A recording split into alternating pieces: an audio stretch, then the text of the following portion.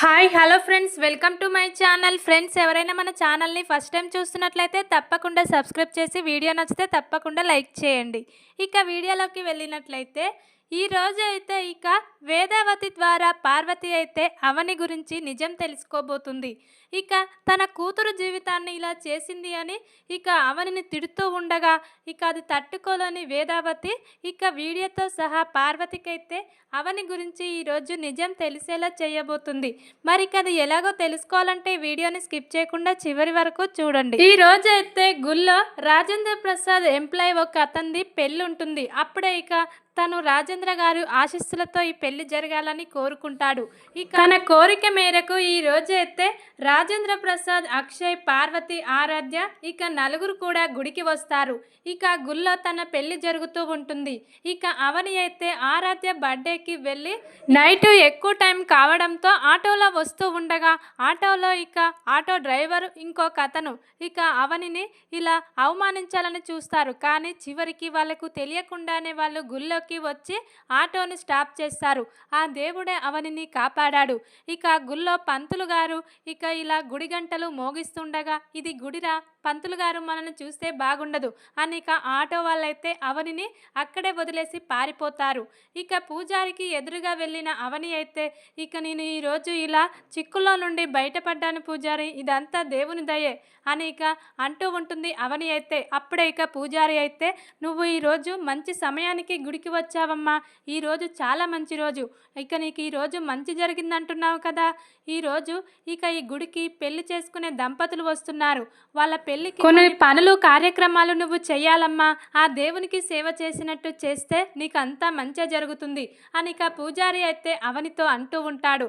అప్పుడే అవని అయితే, నన్ను ఈరోజు కాపాడాడు దేవుడు, నేను ఈరోజు మొత్తం ఇక్కడే దేవునికి సేవ చేసుకుంటూ ఉంటాను అని గుళ్ళో దేవునికి ఇలా అలంకరణలు ఇలా పెళ్లి పనులు అన్నీ కూడా చేస్తూ ఉంటుంది అవని అయితే. ఇంతలోనే ఆ గుళ్ళో పెళ్లి జరిగేది రాజేంద్ర ప్రసాద్ ఎంప్లాయిదే, కానీ ఆ విషయం అవనికి తెలియదు. వీళ్ళు కూడా అదే గుడికి వస్తారు. ఆరాధ్య అయితే అవనిని చూసి అమ్మ అని చాలా ప్రేమగా వెళ్తుంది. కానీ పార్వతి మాత్రం ఆరాధ్య అని పిలవడంతో మళ్ళీ నానమ్మ అమ్మని తిడుతుంది అని వెనక్కి వస్తుంది. కానీ లోపల మాత్రం ఆరాధ్య తన అమ్మతో మాట్లాడాలి, తన అమ్మను హక్ చేసుకోవాలని ఉంటుంది.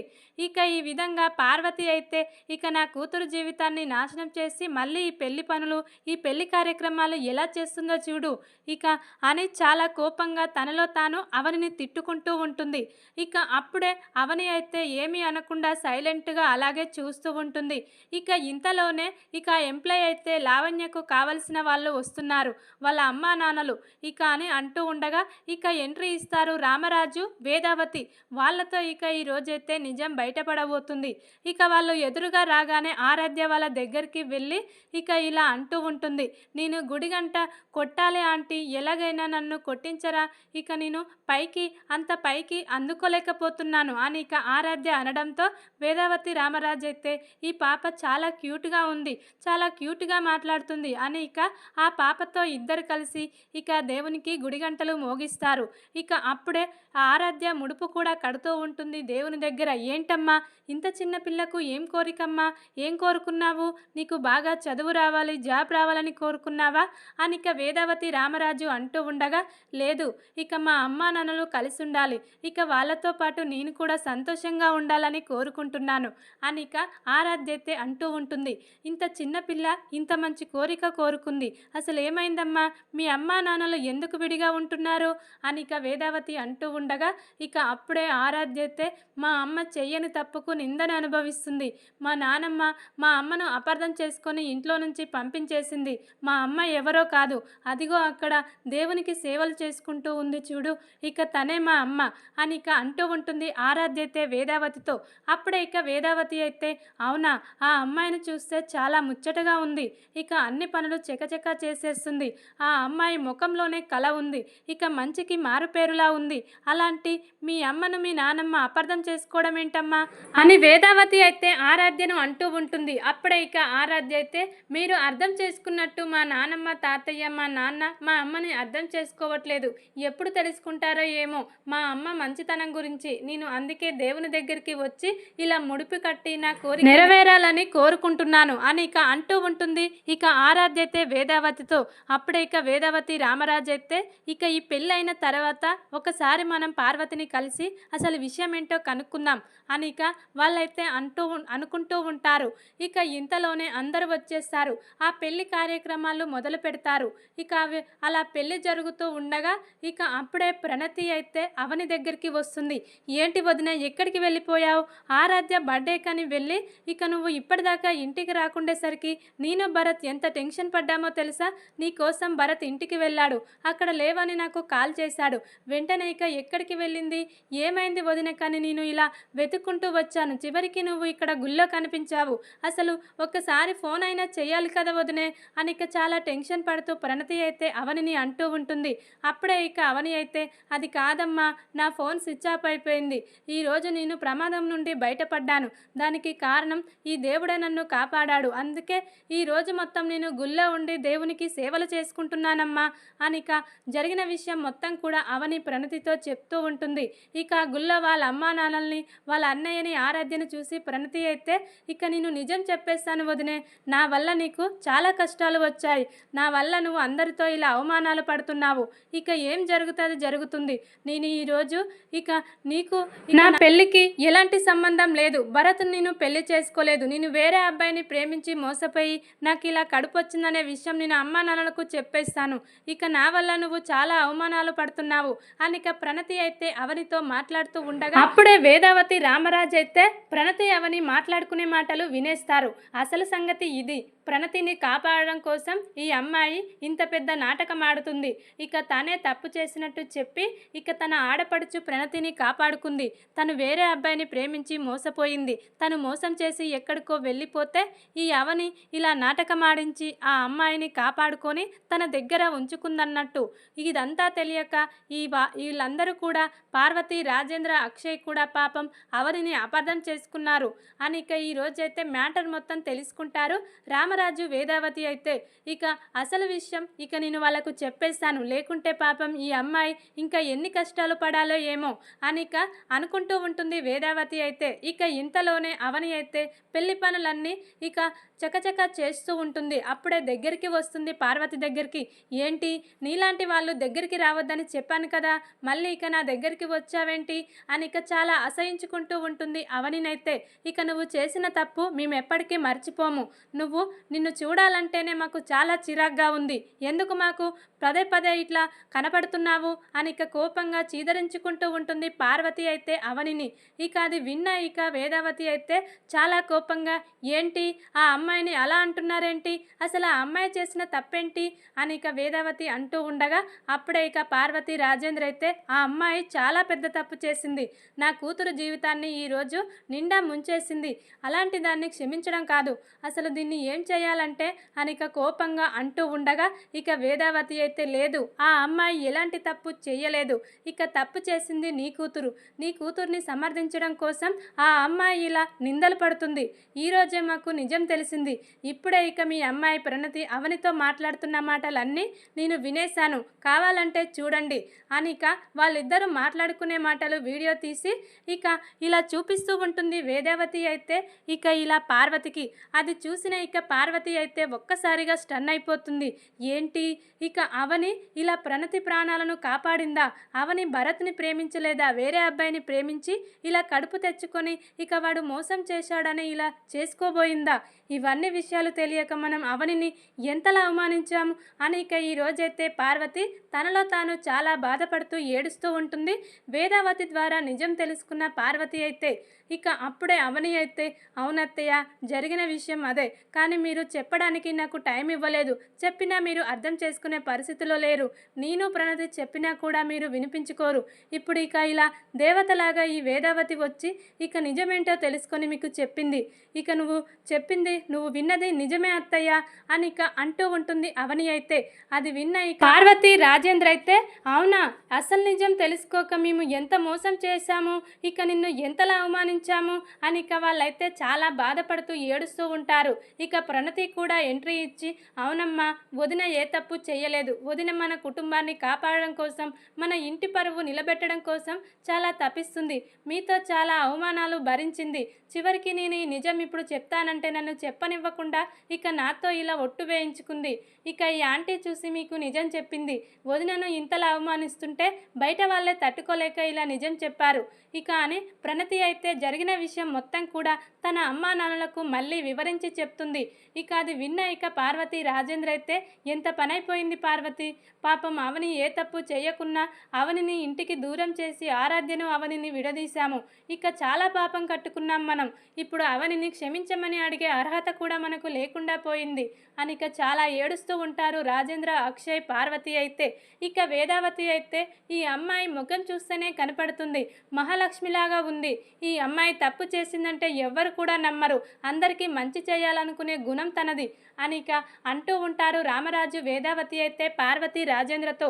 అప్పుడే ఇక అవని అయితే, ఇక నేను ఎలాగైనా ఇక ప్రణతి ప్రేమించిన అబ్బాయిని ప్రశాంత్ను తీసుకొచ్చి ప్రణతిని ఇక ప్రశాంత్ను మీకు అప్పగించాలనే నేను ఇన్నాళ్ళు ఈ నిజం మీకు చెప్పకుండా ఇలా దాచి మీతో ఎన్ని అవమానాలైనా ఇక నేను అనుభవిస్తున్నాను, మీరే కదా తిట్టేది, ఇక ఎవరో కాదు కదా అని ఇక నాకు నా మనసుకు నేనే సర్ది చెప్పుకుంటున్నాను అత్తయ్య, ఇక మీరు తిట్టడం వల్ల నాకు ఏమీ కాదు అని ఇక చాలా బాధపడుతూ అంటూ ఉంటుంది అవని అయితే.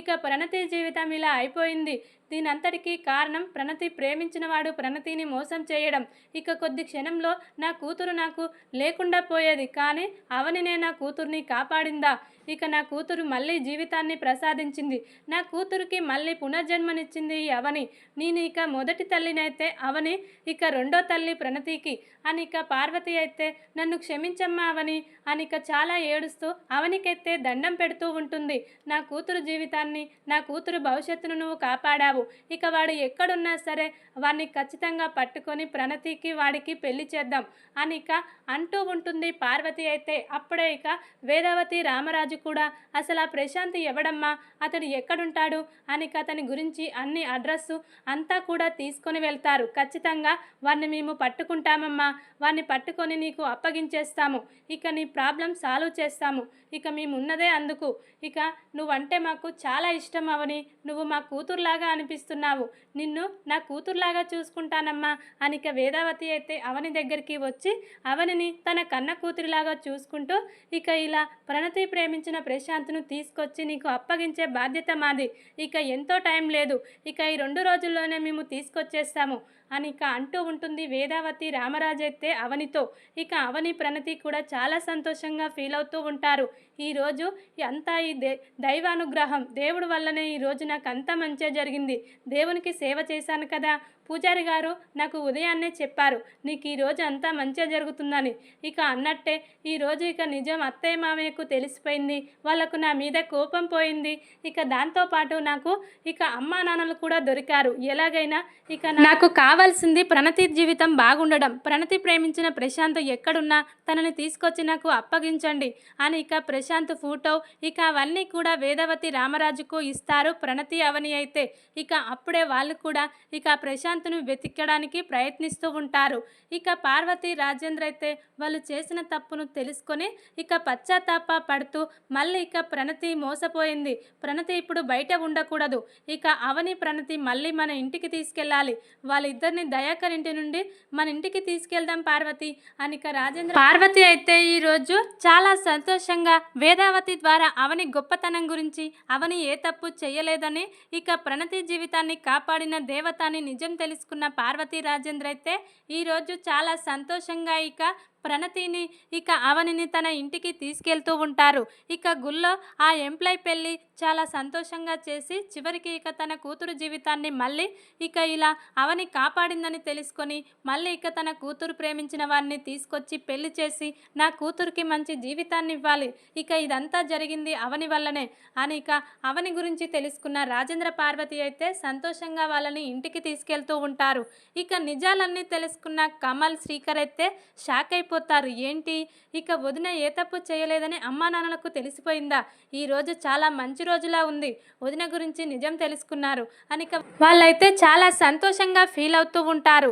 ఇక అప్పుడే ఇంట్లో ఉన్న పల్లవికి శ్రియకైతే దిమ్మ తిరిగిపోతుంది. ఏంటి గుళ్ళోకి పెళ్ళికి వెళ్ళిన అత్తయ్య మామయ్య ఇలా అవనిని ప్రణతిని సంతోషంగా ఇంటికి తీసుకురావడం ఏంటి? అసలు ఏం జరిగింది? అవని కనిపించడం లేదని ఆ భరత్ గాడు వెతుకుతున్నాడు. ఇక ఇంతలోనే అవని గుడికి వెళ్ళడం ఏంటి? ఇక నిజాలన్నీ తెలుసుకొని అవనిని ప్రణతిని క్షమించడం ఏంటి? ఇలా ఇంటికి తీసుకురావడం ఏంటి అని ఇక వాళ్ళైతే షాక్లో ఉండిపోతారు. ఇక రాజేంద్ర పార్వతి అయితే ఇంటికి వెళ్ళిన తర్వాత ఇక అవనినైతే చాలా పొగుడుతూ అవని గొప్పతనం గురించి శ్రియకు పల్లవికి చెప్తూ ఉండగా వాళ్ళకైతే చాలా కోపం వస్తుంది.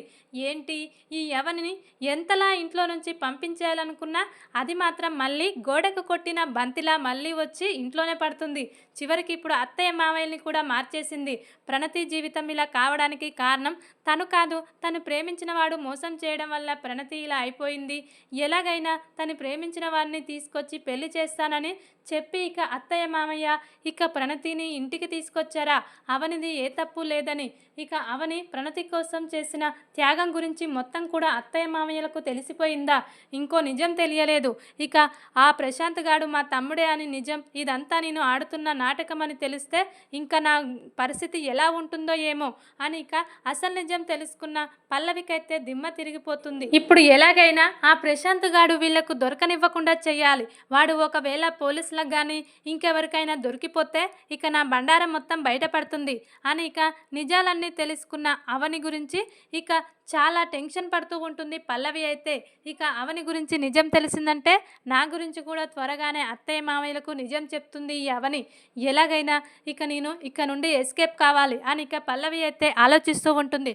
చూద్దాం మరి ఇక పల్లవి బండారం ఎలా బయట పెట్టబోతుంది అవని శ్రీకర్ అనేది చూడాలి. ఇక ఈ విధంగానైతే గుడికి వెళ్ళి ఈరోజు ఇక వేదవతి రామరాజు వల్ల ఇక అవని ప్రణతి గురించి అసలు నిజాలు తెలుసుకొని పార్వతి రాజేంద్ర అయితే వాళ్ళను సంతోషంగా ఇంటికి తీసుకురాబోతున్నారు. ఇక ఆరాధ్యకైతే ఈరోజు ఫుల్ హ్యాపీ. ఇక అవనికి కూడా ఈరోజు మంచి రోజు, ఒక పండుగ రోజులాగా అనిపిస్తూ ఉంటుంది. చూడాలి మరి ఇక తర్వాత అవని ఇంట్లో అడుగుపెట్టిన తర్వాత మరి ఇక ఏం చేయబోతుంది అవని అనేది, తన కుటుంబాన్ని ఇక ఇలా మళ్ళీ ఎలా కాపాడుకోబోతుంది పల్లవి నుండి అనేది చూడాలి.